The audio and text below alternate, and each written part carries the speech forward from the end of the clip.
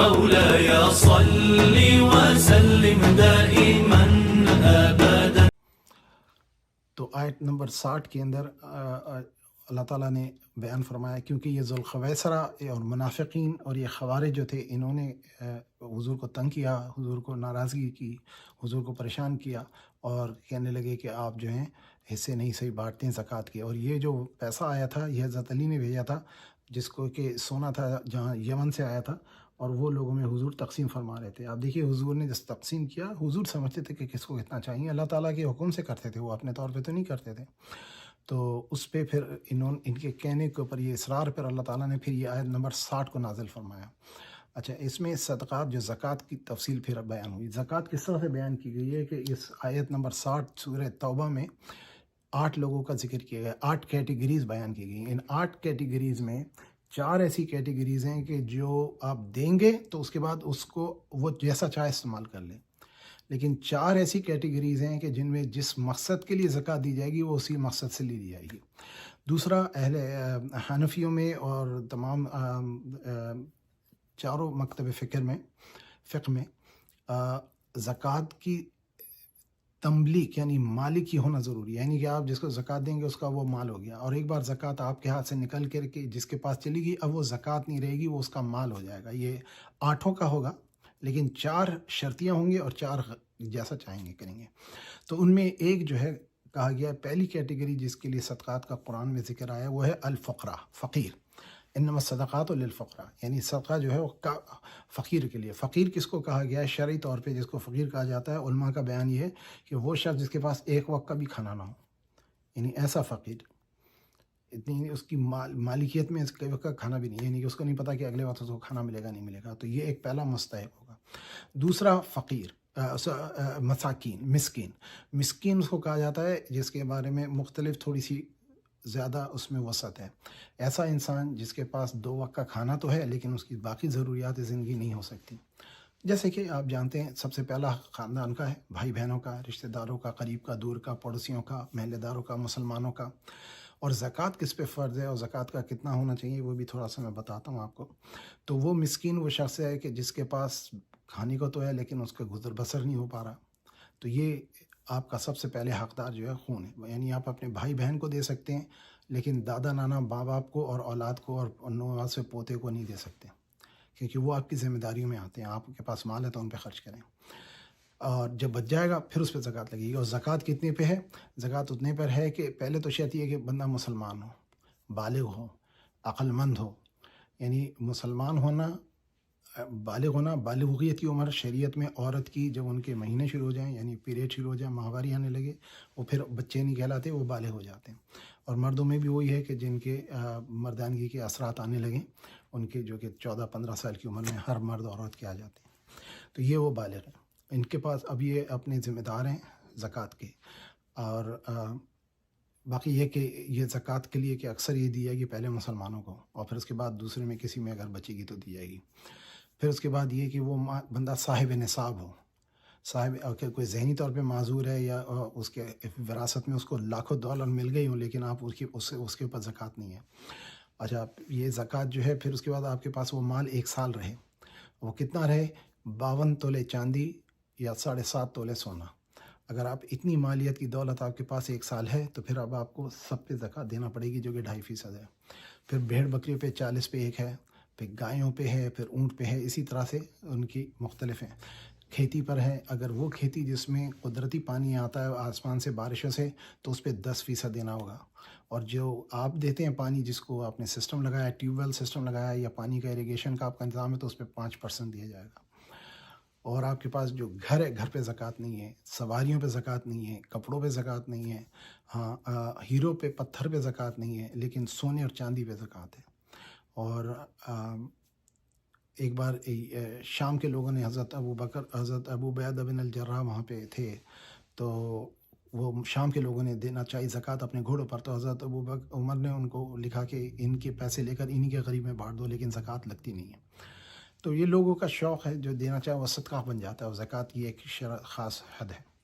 اچھا، تو یہ پہلی کیٹیگری ہو گئی فقیر کی، دوسری کیٹیگری ہوئی مسکین کی، تیسرا جو گروہ ہوگا والعاملین علیہ، وہ عاملین کون ہیں؟ عاملین وہ ہیں جن کو گورنمنٹ اسائن کرتی ہے جاب کے زکوٰۃ کلیکٹ کریں۔ اس کے دو واقعات ہیں جن کو سمجھنا ضروری ہے۔ ایک صاحب کو حضور نے بھیجا زکوٰۃ جمع کرنے کے لیے، تو لوگوں نے ان کو تحفہ بھی دیا، ہدیہ بھی دیا، تو انہوں نے آ کے حضور کو کہا کہ یا رسول اللہ یہ تو زکوٰۃ کا پیسہ ہے لیکن یہ میرا ہدیہ ہے۔ حضور علیہ الصلوۃ والسلام ممبر پہ تشریف فرما ہوئے، آپ نے فرمایا کہ یہ تحفے نہیں ہوتے، یہ نوکری کا کام ہے، تم کو اس کا پیسہ ملتا ہے، تو جو بھی تحفہ ہوگا وہ دارالمال کا یعنی گورنمنٹ کا خزانے میں جائے گا۔ پھر حضرت عمر کو ایک بار زکوٰۃ جمع کرنے کے لیے بھیجا تو انہوں نے زکوٰۃ لیا ہے۔ حضور علیہ الصلوۃ والسلام نے ان کو اس میں سے عشر یعنی 20% دیا جا سکتا ہے زکوٰۃ کے مال سے، تو وہ دینے کی کوشش کی، تو انہوں نے کہا کہ یا رسول اللہ میں تو خود زکوٰۃ دیتا ہوں، مجھے کیوں زکوٰۃ لگے گی؟ آپ نے فرمایا نہیں، یہ قرآن کا حکم ہے کہ جو آدمی مینیج کرے گا چاہے وہ خود صاحب نصاب ہو لیکن وہ زکوٰۃ اس میں پیسوں میں سے اس کو ملے گا۔ چوتھا مؤلفۃ القلوب، اور یہ بہت اہم کیٹیگری ہے، اس کو سمجھنا بہت ضروری ہے، یعنی تالیف القلب، یعنی وہ لوگ جن کے دل آپ نرم کرنا چاہتے ہیں دین کے لیے، ان کو مؤلفۃ القلوب میں لایا گیا ہے۔ اس میں 3 لوگوں کا ذکر آتا ہے، ایک کا نام تھا صفوان بن امیہ، ایک کا نام تھا قیس بن جالس حابس، اور ایک اور تیسرا آدمی تھا۔ ان تینوں کا حضور علیہ الصلوۃ والسلام اپنی حیات طیبہ میں پیسے دیتے تھے۔ یہ کافر تھے، یہ سردار تھے، یہ امیر تھے، یہ دولت مند تھے، یہ حاجت مند نہیں تھے۔ کیوں دیا گیا؟ وہ پیسے یوں دیے جاتے تھے کہ وہ مسلمانوں کے خلاف نہ بولیں، مسلمانوں کے خلاف سازش نہ کریں، مسلمانوں کو اپنی علاقے میں رہنے میں ان کو پریشانی نہ کریں۔ تو یہ تمام چیزیں جو تھیں ان سے بیسیکلی ان سے پروٹیکشن کے لیے ایک دیا جاتا ہے۔ امریکہ میں آج کل اس کے مقابلے میں آپ کہہ لیں لابنگ کی جاتی ہے، پولیٹیشینس کو فنڈ کیا جاتا ہے، فائنینس کیا جاتا ہے۔ تو یہ موجودہ دور میں ہماری ضرورت ہے کہ یہ اس وقت امریکہ میں رہنے والے اور یورپ میں رہنے والے مسلمانوں کو چاہیے کہ تالیف القلب جو ہے وہ مسلمان پولیٹیشینس کو بھی فنڈ کریں اور وہ نان مسلم پولیٹیشینس کو بھی فنڈ کریں، تاکہ اس سے مسلمانوں کے لیے آسانی ہو اور یہ مسلمانوں کے خلاف سازشیں نہ کریں۔ جو آج آپ دیکھ رہے ہیں فلسطین میں 100 دن سے زیادہ ہو گیا اور دن رات مار رہے ہیں، 25,000 سے زیادہ شہید کر دیے ہیں اور 50-60 ہزار سے زیادہ انہوں نے زخمی کر دیے ہیں، اور تمام ادارے بند کر دیے، اور امریکہ کا ہر کانگریس مین اور سینیٹر اس بات کے لیے راضی نہیں ہے کہ وہ اسرائیل کو بولے کہ وہ بمباری بند کرے، امن کے لیے یہ تیار نہیں ہے۔ آپ اندازہ لگائیں کہ کیوں؟ کیونکہ یہودی نے لابی کی ہوئی ہے، یہاں پر زائنسٹ نے لابی کی ہوئی ہے، اور ان کو پیسے دیتے ہیں، ان کو دھمکیاں دیتے ہیں کہ اگر آپ نے ہمارے مطابق کام نہیں کیا تو ہم آپ کو نکال دیں گے۔ اس کا انٹرویو ہے آپ کے امریکن پریزیڈنٹ کا، اس نے کیا کہا تھا؟ اس نے کہا تھا کہ یہ بہت اسٹرانگ لابی ہے، آپ ان کے خلاف نہیں جا سکتے امریکہ میں۔ تو مسلمانوں کو چاہیے، جو کہ ابھی میرے اطلاع میں یہی ہے بات، کہ تقریباً 80 ملین سے زیادہ زکوٰۃ کا پیسہ یہاں سے باہر ملکوں میں جاتا ہے، جبکہ وہاں پر رہنے والے اکثریت آبادی کے مسلمان ہیں، تو ان کے پاس اتنا مال ہے کہ وہ اپنے علاقے میں اپنے لوگوں کا کریں۔ اب مسلمان جو امریکہ میں آباد ہیں، ہماری آنے والی نسلوں کے لیے وہی غلطی ہو رہی ہے جو پچھلی قوموں نے کی ہیں، یعنی ہندوستان کے مسلمانوں نے یا دوسرے ملکوں میں جہاں مسلمان مائنورٹی ہیں، انہوں نے نہ سیاست میں حصہ لیا، نہ انہوں نے معیشت میں حصہ لیا، نہ پالیٹکس میں آتے ہیں، نہ وہ اکانومی میں کام کرتے ہیں۔ ہمارا یہ ہے کہ ہمیں کام کر کے ان لوگوں کو زکوٰۃ کے پیسے میں سے دیا جائے۔ تو یہ مؤلفۃ القلوب، تالیف قلب کے لیے، یہ لوگوں کے دلوں کو نرم کرنے کے لیے حکم ہے۔ جب حضور کا وصال مبارک ہو گیا تو حضرت ابو بکر کے دور میں یہ تینوں لوگ آئے اور آ کر کے پیسہ مانگا کہ جی آپ کے نبی ہمیں دیا کرتے تھے، اور انہوں نے اسلام قبول نہیں کیا تھا۔ اس پر حضرت ابو بکر نے حضرت عمر کے پاس بھیجا کہ عمر سے جا کے مانگ لو۔ جب یہ حضرت عمر کے پاس آئے تو حضرت عمر نے کہا نہیں ملے گا تمہیں پیسہ، کیونکہ اس وقت اسلام کمزور تھا، اب ہمیں تمہاری ضرورت نہیں ہے۔ یعنی وہ وقت کا فقہ تھا، لیکن حضور نے دیا۔ اسی بنیاد پر حنفی اسکول اور مالکی مذہب جو ہے وہ یہ کہتے ہیں کہ اب یہ بند ہو گیا دروازہ، اب کافروں کو اور غیر مسلمانوں کو زکوٰۃ نہیں ملے گی۔ لیکن اگر کسی امام شافعی کا قول یہ ہے، کوئی نو مسلم ہے، کوئی ایسا انسان ہے جو مسلمانوں سے نرم جذبات رکھتا ہے، یا پڑھ رہا ہے، اسلام میں آنے کا ارادہ کر رہا ہے، یا زیادہ ٹائم چاہ رہا ہے، تو ان سب کے لیے اجازت ہے کہ ان پہ استعمال کیا جا سکتا ہے زکوٰۃ کا مال۔ تو یہ ایک آپ کے تالیف القلب والا حصہ ہو گیا۔ تو یہ 4 ایسے لوگ ہیں، جب آپ ان کو زکوٰۃ دیں گے، فقیر، مسکین، عاملین علیہ والمؤلفۃ القلوب والے جو ہیں، جب یہ امیر بھی یہ مطلب 3 تو واقعی 2 ان میں سے غریب ہیں، 2 ان میں سے مالدار ہو سکتے ہیں۔ جب ان کو پیسہ دیں گے تو یہ پیسہ اب یہ جیسا چاہیں خرچ کریں۔ پھر آتا پھر رقاب۔ اب پھر رقاب کا مطلب یہ کہ جو قید میں ہے یا غلامی میں ہے، جو بندھا ہوا ہے، والغارمین، اور وہ جو مقروض ہیں، اور پھر فی سبیل اللہ، یہ ایک بہت بڑی کیٹیگری ہے۔ اس میں بہت سارے لوگ آتے ہیں، تعلیمی نظام ہے، جہاد ہے، اور لوگوں کا خیال کرنا معاملات کا دین کے لیے، فی سبیل اللہ، اللہ کی راہ میں۔ تو آپ اللہ کی راہ میں کسی کو دینا چاہتے ہیں، قرآن کا درس ہے، قرآن کا چھپوانا ہے، صدقات ہیں، خیرات ہیں، یہ جو بھی خیر کے کام ہیں، کوئی بچہ ہے جس کو تعلیم کی ضرورت ہے، آپ اس بچے کی کفالت تعلیم کی کر سکتے ہیں، تو اس کا وہ آپ ٹیوشن دیں گے اس سے، اور زکوٰۃ اتنی دیں گے کہ ان کو اگلے بھوک اور ان کو بھیک مانگنا نہ پڑے، اور اگلے بار وہ خود کاروبار میں آئیں۔ شریعت میں مقصد یہ ہے زکوٰۃ دینے کا، اوپر والا جو رچ ہے وہ غریب نیچے والے کو دے گا، اتنا دے گا کہ پھر وہ بعد میں خود زکوٰۃ دینے والا بن جائے۔ یہ کانسیپٹ ہے اسلام میں، اور اس کو مالک بنانا ہوتا ہے۔ لیکن اب یہ رقاب جو یعنی کہ غارمین اور رقاب، یعنی ایک آدمی جو غلامی میں، اب یہ نہیں ہو سکتا کہ وہ زکوٰۃ کا پیسہ لے اور بولے جی میں ٹی وی خرید لوں گا لیکن میں غلامی کرتا رہوں گا، یہ نہیں ہوگا۔ اب اس کو شرط یہ کہ جس لیے اس نے لیا وہ پیسہ وہاں لگائے گا اور اپنے آپ کو آزاد کرے گا۔ غارمین مقروض ہے، ایک مسلمان مقروض ہے، ایک کسی مسلمان کی جان بچانی ہے، جھگڑا ہو رہا ہے آپس میں، دو مسلمان الجھ رہے ہیں یا غیر مسلم، جس کا بھی ہے، اب مسلمانوں کے پاس جو پیسہ وہ زکوٰۃ کے پیسے اس کا قرض ادا کریں گے۔ وہ یہ نہیں کہے گا کہ جی وہ میں نے قرض لے لیا اب میں کاروبار دوبارہ کروں گا تو پیسے بنیں گے تو دے دوں گا، نہیں، وہ پیسہ پھر وہیں لگے گا، اس کو قرض اس کا اتارنے اس کی ذمہ داری ہے، وہ پیسہ لے کر کے قرض اتارے گا۔ پھر ساتواں فی سبیل اللہ، فی سبیل اللہ میں جیسے میں نے عرض کیا کہ یہ اللہ کی راہ میں جو کاز ہے، یعنی جہاد ہے، تعلیم ہے، تبلیغ ہے، دعوت کا کام ہے، اور غیر مسلمانوں کے لیے قرآن کا اور ان کے لیے کھانے پلانے کا انتظام کرنا، اس قسم کے کام کرنا، یہ فی سبیل اللہ کے جتنے بھی ان کو یعنی بڑی کیٹیگری ہے۔ اور اس میں آپ موجودہ دور میں سمجھتا ہوں کہ مسلمانوں کے بچوں کو، جن کو کہ سود کے بینک سے سود لے کر کے تعلیم حاصل کرنا ہوتی ہے، جبکہ والدین کے پاس پیسہ ہوتا ہے لیکن اتنا نہیں ہوتا کہ یہاں کے اسکولوں کی تعلیم دیں، تو یہ ایک مسلم زکوٰۃ فنڈ بننا چاہیے آف امریکہ یا یورپ، اور اس میں پیسہ ڈالنا چاہیے، اس میں علماء کرام اس کو دیکھیں، اور اکاؤنٹنٹ کو پورا ٹرانسپیرنٹ سسٹم ہونا چاہیے، جن میں ان بچوں کو قرضہ دیا جائے اور ان سے یہ کہا جائے کہ قرضے سے تعلیم حاصل کرو، جب ان سے شرط یہ لگائی جائے کہ جب تم اس قابل ہو جاؤ گے تو تم زکوٰۃ میں پیسہ دو گے تاکہ اگلوں کے لیے مدد ہو۔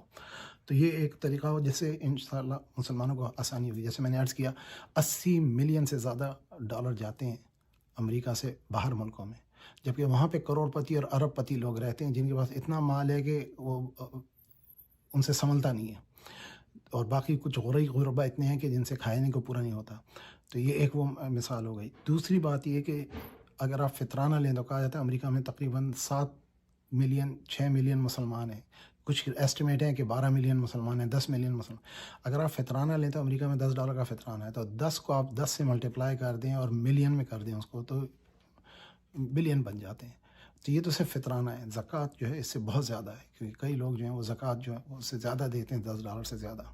تو میرا مقصد کہنے کا یہ ہے کہ علماء کرام کو اس میں ایک اجماعی فتویٰ دینا چاہیے کہ یہاں ملکوں میں جیسے امریکہ میں یا یورپ میں جہاں مسلمانوں کی ابھی آبادی نہیں آئی ہے، یہ نہ سیاست میں ہیں، نہ یہ تعلیم میں، نہ اس میں آپ کی معیشت میں اتنا زیادہ انوالو ہیں، تو یہ فنڈ ان کو دیا جائے۔ اور پھر مؤلفۃ القلوب کے لیے وہ جو غیر مسلم سیاست دان ہیں، کانگریس مین ہیں، سینیٹر ہیں، میئرز ہیں، کاؤنسل مین ہیں، فری ہولڈرز ہیں، اسکول کے جو کریکولم بنانے والے ہیں، ان کو دیا جائے تاکہ یہ اسلام کے خلاف نہ لکھیں، اسلام کے خلاف یہ دشمنی نہ کریں، کیونکہ دیکھیے پیسہ سب کچھ کام کرتا ہے۔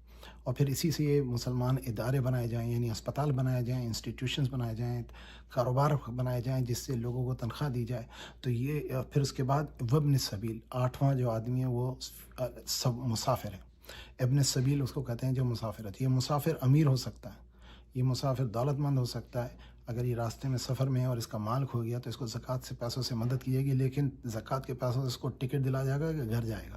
یہ نہیں ہوگا کہ جی میں کاروبار شروع کر رہا ہوں، آگے بڑھا رہا ہوں جو میرا پیچھے رہ گیا تھا۔ اس کا کام یہ ہے کہ وہ کاروبار کو چھوڑے، ٹکٹ لے، گھر جائے، اپنے معاملات سیٹ کرے، پھر بعد میں سفر کرے۔ تو یہ 8 لوگ ہیں جن میں پہلا فقیر ہے، سب سے زیادہ حاجت مند، دوسرا مسکین ہے، تیسرا جو ہے اس کا سنبھالنے والا ہے، چوتھا جو ہے تالیف القلب کا جو غیر مسلمان یا نیا مسلمان یا جو آدمی اسلام میں اپنا انٹرسٹ دے یا اسلام کو مدد دے، پھر 5واں قیدی ہے یا غلام ہے، چھٹا جو ہے وہ آپ کا مقروض ہے، قرض دار ہے، اور پھر جو اللہ کی راہ میں جو کر رہا ہے جہاد، جو جا رہا ہے، جو دین کا کام کر رہا ہے، تبلیغ کا کام کر رہا ہے، دعوت کا کام، جو بھی اللہ کے کام ہے، اسلامک سینٹرز ہیں، کمیونٹی سینٹرز ہیں، اسکولز ہیں، انسٹیٹیوشنز ہیں۔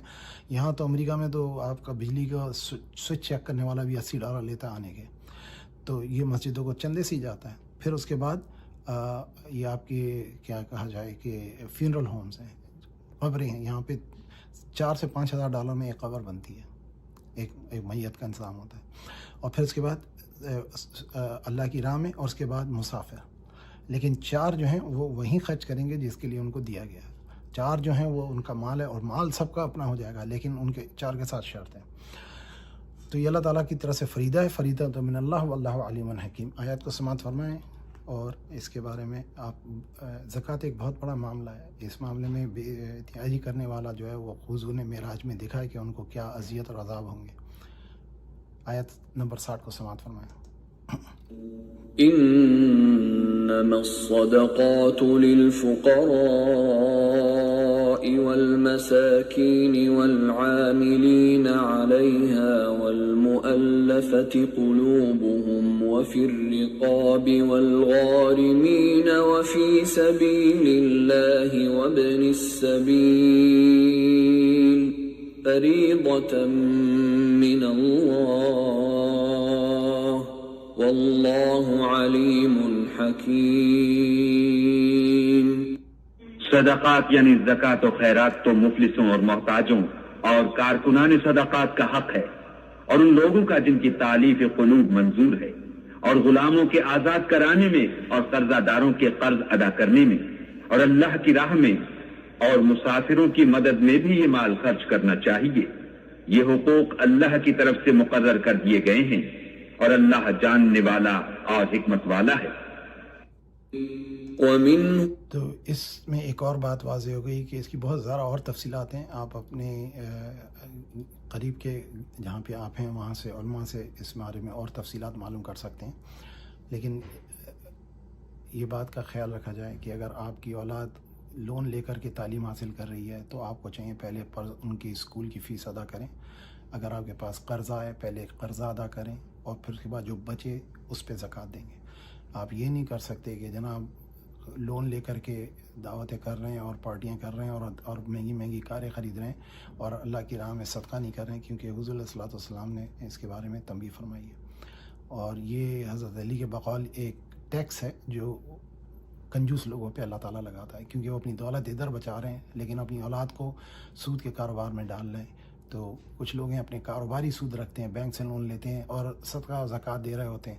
ان کو چاہیے پہلے قرضہ ادا کریں. یہ بہت اہم ہے.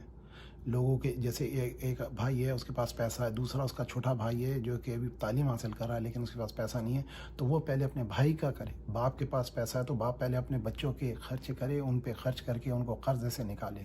جب وہ حلال آمدنی ہو جائے گی تو پھر اس کے بعد وہ اللہ تعالیٰ کی راہ میں صدقہ کرے.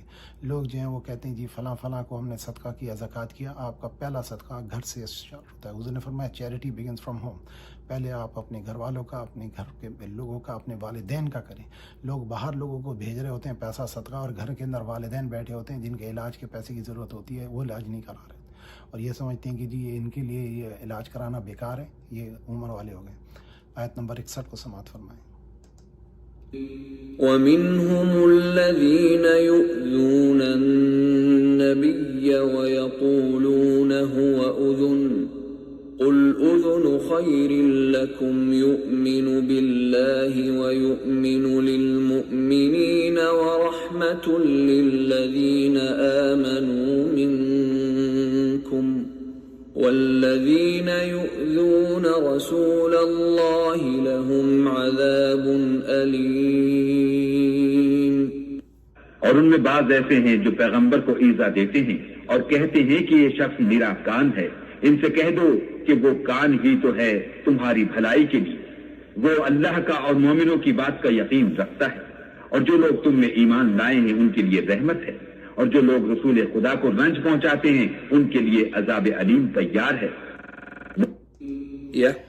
تو اس آیت کے شان نزول میں بیان کیا جاتا ہے کہ یہ منافقین کی ایک جماعت کے متعلق نازل ہوئی جو حضور اقدس صلی اللہ علیہ وسلم کی شان میں نازیبہ الفاظ استعمال کرتے تھے. ان میں سے کسی نے کہا کہ ایسا نہ کرو کیونکہ ہمیں ڈر ہے ان تک ہماری بات پہنچ گئی تو وہ ہمیں سزا دیں گے. جلاس بن سوید نے کہا کہ ہم جو چاہیں گے کہیں گے، پھر ان کے پاس آئیں گے جو وہ ہماری بات کی تصدیق کر دیں گے، کیونکہ حضور صلی اللہ علیہ وسلم ہر بات کان دے کر سن لیتے ہیں. اس پر اللہ جل شانہ نے یہ آیت نازل فرمائی۔ محمد بن اسحاق بن ساریہ رحمۃ اللہ علیہ وغیرہ کہتے ہیں کہ یہ آیت ایک منافق آدمی نبتل بن حارث کے بارے میں نازل ہوئی۔ وہ بڑا بد شکل آدمی تھا، آنکھیں سرخ، رخسار اندر کو دھسے ہوئے تھے۔ اسی کے بارے میں نبی کریم صلی اللہ علیہ وسلم نے فرمایا کہ جو شیطان کو دیکھنا چاہے وہ نبتل بن حارث کو دیکھ لے۔ یہ منافق آدمی حضور علیہ السلام کی باتیں منافقین کو جا کر بتاتا تھا۔ کسی نے اس کو کہا کہ یہ کام نہ کیا کرو، کہنے لگا محمد صلی اللہ علیہ وسلم تو کان دے کر سن لیتے ہیں، جو شخص جو کچھ بیان کرے اس کی تصدیق کر دیتے ہیں، لہٰذا ہم جو چاہیں گے کہیں گے، پھر ان کے پاس آ کر قسم کھا لیں گے تو ہماری تصدیق کر دیں گے۔ اس پر یہ آیت نازل ہوئی۔ امام صدی کہتے ہیں کہ کچھ منافق لوگ جمع ہوئے جن میں جلاس بن سوید بن صامت و دیع بن ثابت بھی تھے۔ انہوں نے حضور علیہ الصلوۃ والسلام کی شان میں ناملائم کلمات کہنا چاہے۔ ان کا ایک غلام تھا جس کا نام عامر بن قیس تھا، چنانچہ انہوں نے خوب تحقیر آمیز باتیں کی اور کہا کہ اگر محمد صلی اللہ علیہ وسلم کی باتیں سچی ہیں تو ہم گدھوں سے بھی بدتر ہیں۔ ان کے غلام عامر نے جا کر حضور صلی اللہ علیہ وسلم کو بتا دیا۔ حضور صلی اللہ علیہ وسلم نے ان سب کو بلایا اور ان سے پوچھا کہ تو قسم کھا کر کہنے لگے کہ عامر جھوٹ بولتا ہے۔ عامر نے بھی قسم کھائی کہ یہ سب جھوٹے ہیں، اور اس نے یہ کہا کہ اے اللہ تو ہمیں اس وقت تک جدا نہ کرنا جب تک کہ سچ کے بولنے والے کا سچ، جھوٹ بولنے والوں کا جھوٹ ظاہر نہ ہو جائے۔ فوراً مذکور آیت نازل ہوئی، یحلفون باللہ لکم لیردوکم۔ تو یہ آیت 62 میں یہ بات نازل ہوئی، آیت نمبر 62 میں۔ تو انشاءاللہ اگلے اتوار اس موضوع پہ بات ہوگی۔ السلام علیکم ورحمۃ اللہ وبرکاتہ۔